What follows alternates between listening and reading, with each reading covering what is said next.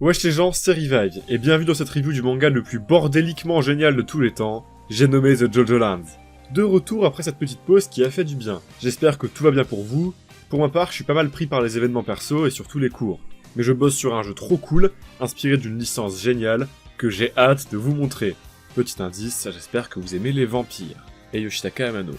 J'ai entre-temps mis en ligne sur Itch.io mon projet de fin d'année de l'année précédente. J'en suis plutôt fier, et je vous invite à aller essayer ça si vous avez 30 minutes. C'est un petit puzzle game en vue top-down, inspiré de Zelda et de l'humour un peu débile de The Messenger.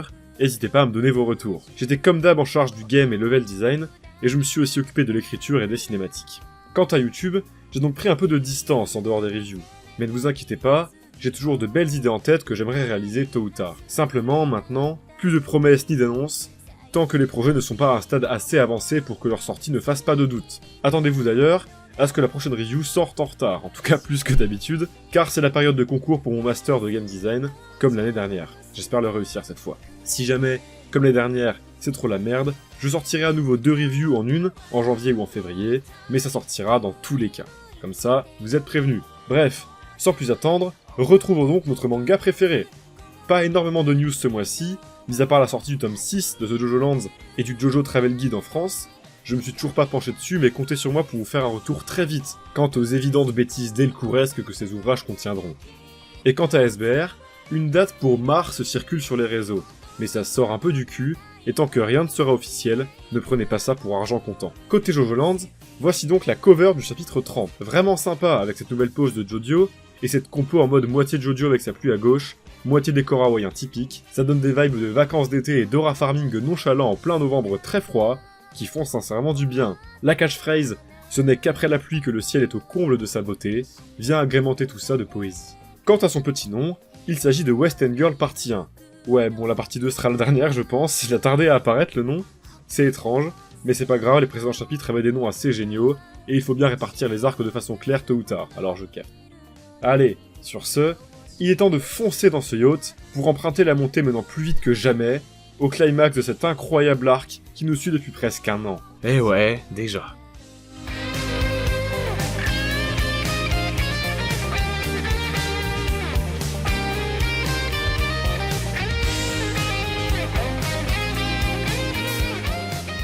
On a le droit ce mois-ci à un chapitre riche en rebondissements et évolutions de personnages, le tout sur les 2 plans. Particulièrement bien écrit, particulièrement bien dessiné et bien mis en scène, c'était un véritable bijou de combat et de narration. Qui plus est, ultra généreux en tout point. Décortiquons tout ça. Le chapitre s'ouvre donc sur la police qui perquisitionne la boutique de Meryl, comme prévu. Cette dernière est véritablement encerclée. Nos protagonistes sont dans la merde. Pour rappel, il s'agit des renforts appelés par l'AM, elle-même policière, qui instaurait donc une épée de Damoclès au-dessus de nos héros, dont nous seuls, lecteurs, étions au courant. La résolution de cette dernière sera aussi inattendue que terriblement réussie, puisqu'alors que la tension est à son comble, ce n'est ni sur Meryl, ni sur l'AM, ni sur nos persos, ni sur quiconque que l'on connaît, que les policiers tomberont, alors qu'ils pointent leur gun dans cette superbe planche dynamique qui pourrait être tout droit tirée d'un TPS. Un nouvel ascenseur émotionnel génial donc, évidemment légion dans The Jojo Lands, alors que l'homme se présente comme le docteur Roberts, médecin généraliste de Meryl. L'homme est tout aussi paumé que les flics et nous-mêmes, lecteurs. Chacun des 3 parties est respectivement là pour Meryl, mais il n'y a personne. Alors que les flics sortent de la pièce pour continuer de fouiller la boutique, Robert se fait soudainement choper par notre GOAT, The Mate Kudasai, avec une mise en scène toujours aussi forte. La typo stylisée, l'effet de surprise énorme, le gros câlin du Mate Kudasai est étonnamment gigantesque, et le découpage en 2 temps en mode Mate Kudasai, c'est très fort. Alors que tout le monde est là, tranquille, posé en train d'attendre l'homme, on comprend que Mate Kudasai a en fait créé une fausse pièce tout autour de la vraie. Pour que vous compreniez bien, nos personnages sont dans la vraie pièce, celle avec les traces de balles et tout, et The Mate Kudasai s'est transformé en une fausse version de cette pièce-là, sans doute à la suite d'une requête de Paco ou Meryl, demandant un nouveau bureau à The Mate Kudasai. Cette fausse version de la pièce enveloppe la vraie. Est-ce que ça veut dire qu'elle l'entoure littéralement, ou que c'est une espèce de dimension de poche métaphysique non euclidienne? Je sais pas exactement, mais en tout cas, quelle utilisation de stand! Vous le savez, j'ai toujours eu un peu de mal à saisir l'utilisation de The Mate Kudasai, dont j'ai toujours trouvé les règles et limites plutôt mal définies. Là franchement, rien de déconnant. C'est très fort, certes, mais ça me paraît totalement dans les clous de ce que peut faire le stand, selon ce qu'Araki nous a présenté. Le truc le plus fort, c'est que, vous le savez, The Mate Kudasai reproduit toujours les objets avec des défauts. Les copies ne sont jamais parfaites, et ça peut souvent être un avantage. C'est le cas ici, le défaut étant tout simplement l'idée que le son s'échappant de la vraie pièce ne parvient pas aux policiers. Ils ont accès à une sonorité de la pièce, certes, mais qui est fausse. La seule question qui me vient, c'est est-ce que le défaut est aléatoire et ça les a bien arrangés? À quel point Usagi a du contrôle sur les réplications de Uzumate Kudasai en gros. Mais en vrai, ça va de pas savoir. Ça permet à Araki de sortir des folies comme ça de son chapeau. Félicitations Araki, c'était super. Alors que nos personnages échangent avec le docteur, on comprend pourquoi il a été appelé ici. Il vient recoller les morceaux entre Meryl et Paco. Non pas qu'ils se soient engueulés, par ça j'entends littéralement recoller les doigts perdus lors des derniers chapitres, soigneusement classés dans des petits pots, avec les noms respectifs écrits avec une typo rigolote, et classés en droite 1, gauche 3, etc. Honnêtement une des vannes qui m'a fait le plus rire de la partie. Que c'est con, que c'est in character et que c'est anticlimatique comme intro, j'adore. Meryl demande à Roberts de faire attention, car sa dernière chirurgie esthétique avait été bien remarquée par son mari. C'est rigolo, et ça permet de caractériser efficacement encore plus le personnage de Meryl et sa relation avec Roberts. Ce dernier lui fera remarquer qu'elle a déjà de l'équipement de soins haut de gamme qu'elle pourrait utiliser. Évidemment, nous, on sait que c'est Yokohama qui le monopolise actuellement, nos persos aussi, et le petit regard vers la pièce secrète qu'ils vont lâcher, ainsi que leur dire, viennent nous le confirmer. Pas maintenant. J'aime énormément ce petit détail. Il y a un lourd secret que l'on connaît en tant que lecteur, et que aussi, ça permet une scène aussi drôle qu'un peu tendue, et renforce une fois de plus la cohérence scénaristique globale de cet arc, qui est définitivement exemplaire. La cerise sur le gâteau, c'est évidemment l'excellente transition que ça permet, puisqu'après le changement de saturation et le regard sérieux de Meryl, on passe donc logiquement sur ce qui se passe dans cette fameuse pièce. La confrontation intense entre Lulu et la M, qui atteint son paroxysme alors que tout le monde chill en haut. Superbe position. On commence donc avec un très cool plan sur Bax Groove, en train de bouffer la M comme il faut, de l'intérieur. Suivi d'un gros plan sur la tête souffrante et pleine de body horror de cette dernière, parfaite recontextualisation des enjeux. Lulu formule sa demande très clairement. Elle veut que la M appelle Howler pour lui dire que le rocher de lave est sur le bateau et en possession de la M. C'est une manière pour la policière de se racheter et de prouver sa loyauté envers Howler. Et Lulu ne la tuerait pas le cas échéant. Et pause, parce que c'est ultra intéressant. Ça m'a pas mal surpris. Je pensais que Lulu comptait juste buter la M et appeler Howler elle-même. Mais à bien y réfléchir, c'est totalement raccord avec le personnage, hyper intéressant. Voici comment j'interprète la chose.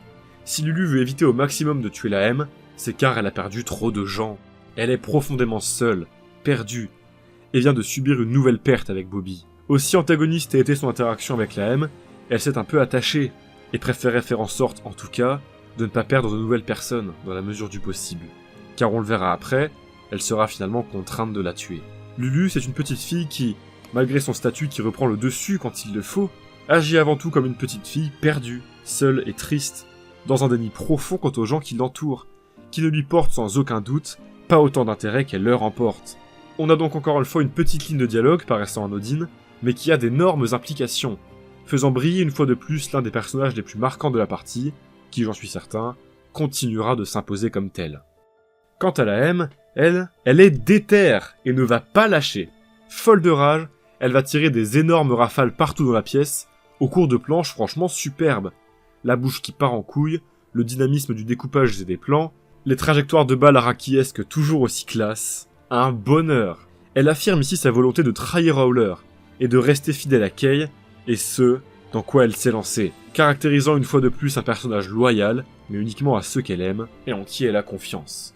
Ici Kay West. Malheureusement, ses dessins et sa volonté de vivre une petite vie tranquille avec Sago et le pactole en poche va soudainement disparaître. Alors qu'elle retrouve Lulu, alors qu'elle allait lui mettre le coup fatal, elle se rend compte en même temps que nous que son chargeur est vide, probablement trop aveuglé par la colère et sous pression pour s'en être rendu compte auparavant. Une excellente scène, absolument flippante, et se concluant avec ce fabuleux twist de « la balle part au final pas » et la M s'évanouit violemment. Un classique du cinéma d'action, mais qui fonctionne du feu de Dieu ici. J'ai en effet particulièrement aimé le fait que le pistolet était en effet dessiné déchargé depuis longtemps, et que, en l'ayant repéré, on pouvait deviner le dénouement en tant que lecteur, et ne ressentir aucune peur lors de cette scène-là. Et surtout, cette conclusion raconte aussi un super truc. Lulu était en effet à 2 doigts de mourir. Une balle tirée de moins par la M, et c'était foutu. Lulu serait morte à cause de son état mental défaillant, et sa faiblesse quant à une volonté aveugle mais bonne et innocente de laisser une chance de rédemption à quelqu'un qui voulait la tuer, pour recevoir l'attention et l'amour qu'elle n'a jamais eu. Un coup du sort donc, ou du destin, qui s'est joué à très peu, aussi bien pour Lulu que pour l'AM.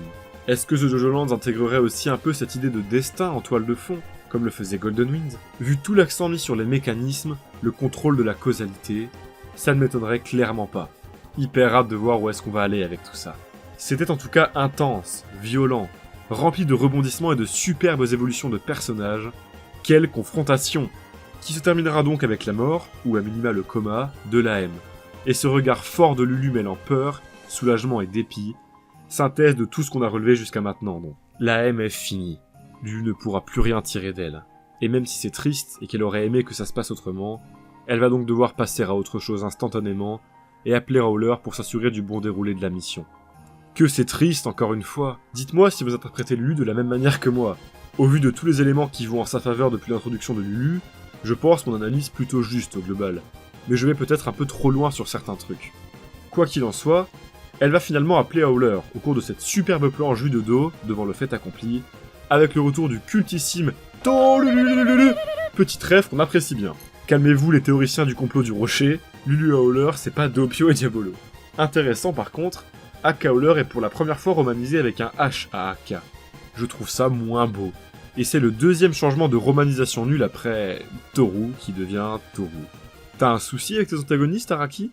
Cet appel nous permet donc de faire une transition évidente vers le bateau, avec cette belle pleine planche montrant un Howler découvrant la scène, face à face avec un Jojo et Dragona décontenancés devant ces deux cadavres d'agents du FBI. Quel bordel!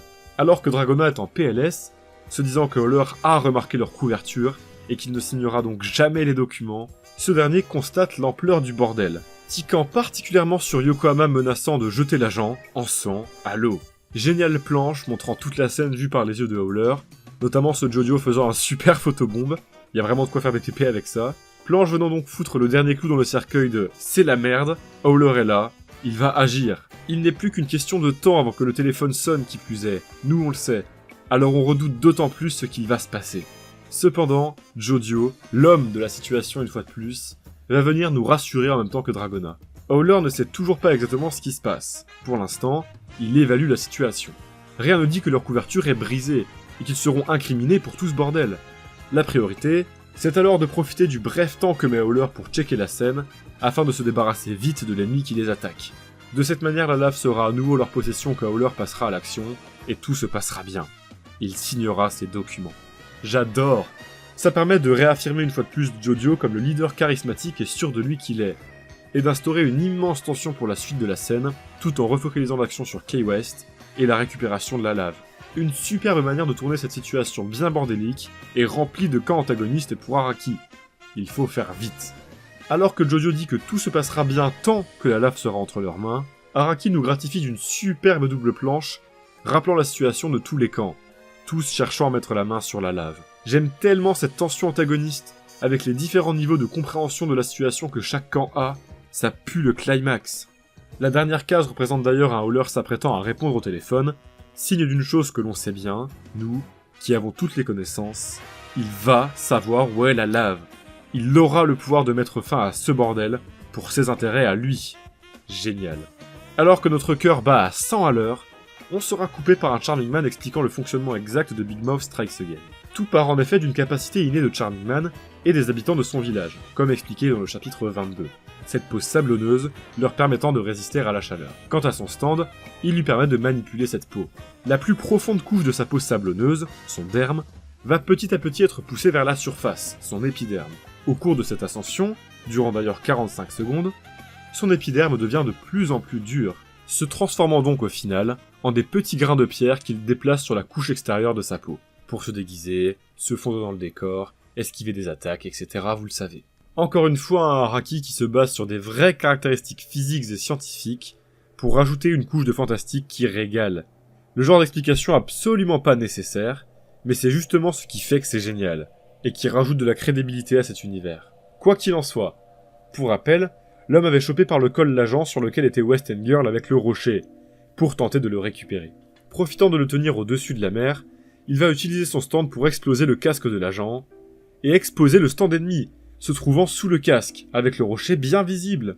Très stylé la typo de l'appel du stand. Araki le fait de plus en plus, et qu'il ne s'arrête jamais. La petite abréviation SA pour Strikes Again entre parenthèses, je trouve ça, je sais pas, mignon.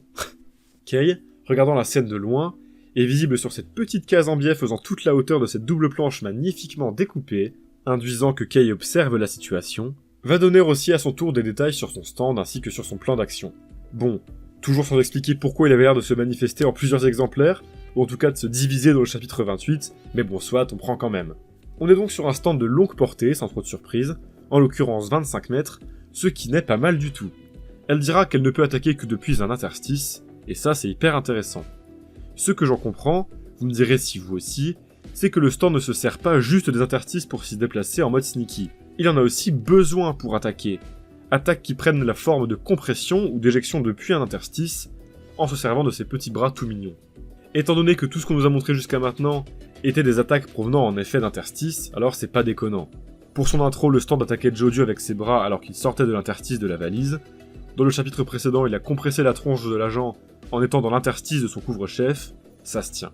Je trouve toujours ça un peu abstrait et pas hyper bien défini. Genre, quand il est sur la valise là, c'est compté comme s'il était sur un interstice. Si une partie de son corps est dans un interstice, ça suffit. Et son corps, il est grand comment d'ailleurs. Mais globalement, on capte l'idée derrière le stand, et surtout qu'il est absolument vulnérable quand il est à l'air libre. Et c'est tout ce qui compte pour s'investir dans ce combat. Araki cherche avant tout à faire des combats avec un spectacle visuel hyper inventif, et tant qu'il n'y a pas d'énormes contradictions ou incompréhensions qui viennent nous sortir de l'investissement, ce qui n'est pas le cas ici, je vais m'en contenter, et faire en sorte de moins me triturer l'esprit sur les stands de The JoJo Lands à l'avenir. Enfin, je vais essayer. Et gros respect à cet abonné qui avait trouvé qu'en effet il fallait que le stand soit dans les interstices pour attaquer, c'est très fort. Quoi qu'il en soit, Kay va faire un truc assez rare dans JoJo. Nous expliquer carrément son plan. C'est hyper intéressant d'avoir la psyché de l'antagoniste. Et c'est une idée de narration hyper cool. En l'occurrence, on sait, nous, qu'elle va faire en sorte de faire échapper Western Girl par la gouttière. Seul véritable échappatoire à porter, car la mer c'est a priori pas top niveau interstice. Et là on comprend bien la différence avec D4C. On a donc hâte de voir comment, et comment Charming Man va y réagir. C'est un procédé qu'Araki utilise beaucoup au cours de cet arc. Donner toutes les informations au lecteur, et c'est franchement grisant. Ça nous prépare à ce qui arrive, sans qu'on en sache pour autant le dénouement, ne faisant que faire monter la tension en flèche, et nous surprenant la majorité du temps avec une résolution inattendue, en faisant en sorte que le personnage adverse ait une giga longueur d'avance qu'on n'avait pas vu venir, d'autant plus efficace, alors qu'on était investi dans le plan expliqué précédemment. Ici donc, ce qui va se passer, c'est que Charming Man va enfin choper le rocher d'une poigne ferme. Mais bam, Western Girl se déplace sur le bras de l'agent, utilise sa force de traction pour choper son gun, et tirer une énorme balle en plein dans le flanc de Charming Man. Énorme! Une utilisation de stand géniale, une mise en scène diablement efficace, et une planche hyper impactante avec ce coup soudain et ses réactions paniquées de Jodio, Dragona et Howler. Quel bonheur!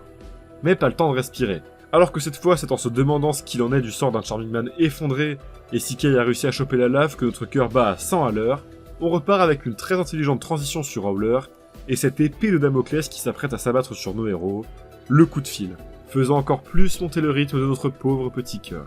On va en effet voir l'homme retirer son téléphone de son oreille, tant il est surpris par la scène, constatant cet énorme bordel. Il observe la scène de loin, menant à la 66e transition superbe de ce chapitre, car tout ce qui va suivre se passe en effet sous les yeux de Howler, d'un Howler qui a temporairement retiré son téléphone de son oreille. Alors qu'on se demande ce que ça implique, et qu'on garde cette info un peu importante de côté, le rocher est comme prévu traîné par Kay dans la canalisation. Howler se dit ouvertement que c'était un stand. Il n'entend rien de ce que crie Lulu au téléphone, lui disant qu'il s'agit d'elle. Et ça se tient, car ce à quoi on assiste est absolument fascinant. Kay va en effet flex, avec cette superbe planche où elle dit qu'elle a gagné alors que la lave arrive à destination, dans la canalisation où elle sera en sécurité. Mais calme-toi ma grande, puisque Jodio le GOAT est là. Une classique utilisation de November Rain dans une surface toute limitée, trouant Western Girl de toutes parts, mais prenant bien soin de ne pas érafler le rocher. Ultra efficace ceci dit, et impactante puisque vraiment lancée sur le fil. Et surtout, ça a alerté Howler, qui se fond véritablement dans la planche comme Kay tout à l'heure. Il voit tout. Le body horror bien troué sur Kay est génial, et Dragona confirme qu'à la surface, l'ennemi est sans défense. Jojo a donc foncé sur l'opportunité de façon chirurgicale, c'était la manière de contrer, bien vu mon grand. Tout le monde observe au doigt et à l'œil les moindres mouvements de la moindre personne dans cette scène, c'est véritablement exaltant. Jodio, confirmant que la lave est la priorité, lance November Rain à la poursuite du stand ennemi, essayant de s'enfuir. Repérant cette pluie qui se déplace et observant tout ça attentivement et silencieusement comme on le sait, Howler fait un point sur cette situation ô combien complexe. Il a vu le stand de Kay, et comprend bien que cette pluie est un stand aussi. Il y a donc plusieurs manières sur ce bateau, qui se battent pour choper ces 50 milliards. Il nous confirme donc qu'il n'a pas cramé la couverture de nos héros, mais peu importe, ce n'est plus important. Car, finalement, après presque un an d'attente, Howler pète enfin un plomb, et signe sa révolte tant attendue. Fou de rage, il va raccrocher au téléphone sans écouter, alors même que c'était Lulu au bout du fil, qui allait tout lui dire. Il ne peut faire confiance à personne. Il n'échangera pas son terrain et récupérera sa lave. Et ouais, les dires de Kay du chapitre 21 ont l'air de l'avoir fait bien gamberger. Il est le boss final, il doit se reprendre en main. Vous le savez, vous qui me suivez depuis longtemps, cette révolte était attendue. Cette situation ne pouvait être résolue que de cette manière. Et elle est réalisée d'une manière tout bonnement exceptionnelle, collant parfaitement au personnage de Howler. Et oui, l'homme est impulsif, systématiquement dépassé par les événements, et a tendance à prendre des décisions irréfléchies sous le coup des émotions. Là où je veux en venir, c'est que sa décision de raccrocher et de tout faire par lui-même, sans compter sur l'aide de personne, motivé par une colère liée à ce qu'il voit sous ses yeux, dans son bateau, alors qu'il se sent trahi et manipulé par une personne dont il ne connaît même pas l'identité, eh bien, elle risque de tout faire capoter. Car si l'homme était resté calme et avait répondu à Lulu, il aurait su que c'était initialement Jojo qui avait la lave, que c'était un imposteur, et que Kay souhaitait le trahir. En un mot commençant, il saurait que tout le monde sur ce bateau serait ses ennemis, et il pourrait donc foncer dans le tas sans rien risquer. Libérer la puissance certaine de son stand non révélé, sans craindre quoi que ce soit. Rien ne dit que ce n'est pas ce qu'il finira par faire, et rien ne dit qu'il ne s'en sortira pas au final. Je pense d'ailleurs que ce ne sera pas le cas. Mais ça porte en tout cas à réflexion, et c'est très howleresque comme réaction. Difficile de creuser là-dessus sans partir en une session théorie infertile de 30 minutes. Mais perso, je pense qu'à défaut de partir en combat final maintenant, Howler sait qu'une force ennemie est à l'œuvre pour voler ses terres, et va donc agir en conséquence. Est-ce que Jojo et son équipe vont réussir à fuir avec la lave? Et ça va partir en une fuite en avant constante jusqu'à la fin de la partie, tandis que Howler et ses potentiels sous-fifres les pourchassent? Est-ce qu'à l'inverse, Howler va réussir à remettre la main sur la lave, calmant donc nos héros qui se tireront de justesse d'une attaque de ce dernier, et repartir de zéro donc dans leur plan pour le faire tomber? J'en sais rien, mais ce qui est certain, c'est qu'il va se passer une dinguerie. Sans aucun doute le plus gros retournement de situation de la partie jusqu'à maintenant, sur ce bateau, ici même, et ce, dans le prochain chapitre ou le 32 grand max. Bordel que j'ai hâte, purée. On est à un tournant absolument fascinant qui me stimule à un point pas possible. J'adore Howler. Je suis si heureux d'enfin voir cette révolte tant attendue et d'imaginer où est-ce qu'elle va mener. On se laisse donc pour l'instant sur cette fin terriblement hypante, menant directement au climax de l'arc, alors que Kay, amoché, essaye tant bien que mal de s'échapper en se dirigeant direction les gouttières de la piscine, que Jojo Dragona avance de façon déterre, et que Howler s'apprête à tout péter. On n'a tout simplement jamais fait plus fort comme cliffhanger dans The Jojo Lands. Misère. Je suis particulièrement curieux de voir ce qui va se passer avec la lave. Pour la première fois depuis le début des choses sérieuses, le rocher n'est plus en possession de notre groupe. Il est actuellement entre les mains de Kay. Est-ce que ça met déjà en place un enchaînement d'événements favorisant Kay, en ce qui concerne la récupération de la fortune de Howler? Et si oui, dans quelle mesure? Est-ce que l'enchaînement d'événements de ce chapitre, semblant guidé par le destin, mène au final à une révolte de Howler hors de contrôle, qui arrangerait Kay, liée à ce chaos? Rappelons-nous ce que disait Jojo le mois dernier. Les bienfaits de la lave les quittent. Et c'est peut-être à cause de ces caractéristiques que ça prend une telle tournure. À quel point ce petit morceau de rocher a-t-il joué un rôle dans ce qu'il se passe actuellement? Je pense qu'on ne tardera pas à le savoir. Araki va devoir bien expliciter ça comme il faut en tout cas. C'est un enjeu majeur de la cohérence de ce scénario, comme je l'évoquais le mois dernier. Mais j'y crois. Et bien voilà. J'ai dit tout ce que j'avais à dire sur ce chapitre. Immense kiff celui-ci. Le genre de chapitre qui paye pas de mine quand on le lit à la va-vite, ou sans forcément s'y attarder, mais qui, en prenant le temps de le décortiquer, s'avère absolument passionnant. Ces répliques a priori anodines mais finalement pleines de sens et induisant le développement de personnages fascinants, ce découpage, cette mise en scène sensationnelle, et ces transitions qui paraissent couler de source en lisant, mais qui me font juste péter un plomb en me rendant compte d'à quel point c'est parfaitement ficelé, et ça permet un récit fluide et d'une tension inégalable. Non, ça c'est fort, j'applaudis. Et on devrait le faire à chaque fois en vrai. Tous ces trucs de tension, de multiples plans, d'ascenseurs émotionnels, de transitions, d'indices et de foreshadowing réussis, c'est des trucs que je rabats chaque semaine, mais il faut se rendre compte de la prouesse que c'est. Et ça pique clairement dans ce chapitre. qui met en scène un immense bordel d'une lisibilité pourtant impressionnante, presque naturelle, où nous, lecteurs, savons beaucoup de choses et avons la possibilité de prévoir beaucoup de ces choses en avance, en étant pourtant systématiquement émerveillés par la façon dont c'est fait, et surpris par des retournements de situation, malgré tout aussi inattendus que pertinents. Non, The Jojo Lands, c'est juste absolument fantastique. Et il faut qu'on se rende compte du caviar qu'Araki nous sert depuis février 2023, et en particulier depuis un an, avec cet arc du bateau qui rentrera définitivement dans les annales de Jojo. On arrive à un climax absolument sensationnel, pour lequel j'ai des attentes démesurées, mais je crois fermement en le fait qu'elles seront amplement satisfaites, et même dépassées. Le principal souci que j'ai avec cette partie, c'est l'explicitation des stands et leur délimitation claire. Mais même là, ce chapitre fait quelques efforts bienvenus avec les explications de Charming Man et Kei. Alors je ne peux rien dire face à tant de bonnes intentions. Bravo Araki, keep up the peak fiction. Et bien voilà, cette review est désormais terminée, j'espère qu'elle vous aura fait kiffer. Petite reprise qui fait du bien et je pense qu'on va enchaîner sur des chapitres très gros les mois prochains. Alors même si comme j'ai pu le dire au début de la review, je serai sûrement pas là day one pour en parler, j'ai très hâte de le faire et soyez assurés que ça arrivera.